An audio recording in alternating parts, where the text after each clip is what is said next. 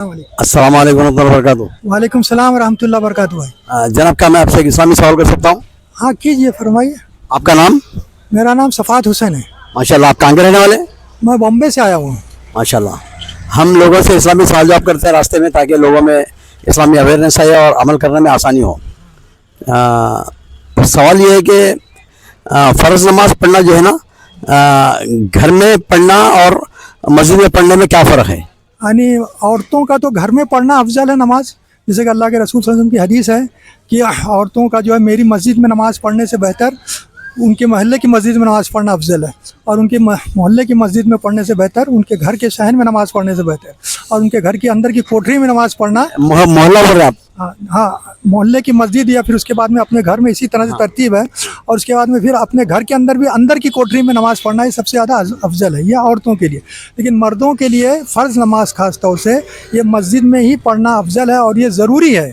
इसी को जो कहा गया, अल्लाह ताला फरमाता है कुरान मजीद में बार बार कि वाक़ामुस्सलात वातुज़्ज़कात की नमाज कायम करना। तो नमाज कायम कब होगी? जब हम मिलकर इज्तिमाई तौर से मस्जिद के अंदर बाजमात नमाज पढ़ेंगे, और ये हर मुसलमान के ऊपर ये वाजिब है कि वो मस्जिद में जाकर नमाज़ पढ़े। घर में नमाज़ पढ़ने से भी नमाज हो जाती है, लेकिन उसका अजर सवाब बहुत कम है, वो इज्तिमाइयत से महरूम होता है, और जो इज्तिमाइयत के बरक़ात हैं उसे हासिल नहीं होती हैं। एक अकेले नमाज़ पढ़ना और मस्जिद में बाजमात नमाज़ पढ़ना इसे 27 दर्जा अफजल रखता है मामला।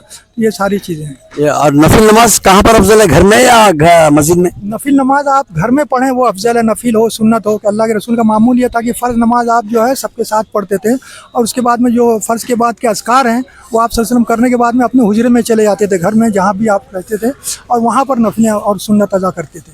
तो घर में जो है क्या है कि नफिल नमाज में अल्लाह रब्बुल आलमीन से खुसूसी ताल्लुक़ बंदे का रहेगा, उसमें रियाकारी का जज्बा नहीं रहता, और अल्लाह और उसके मामले बंदे के दरमियान मामला होता है।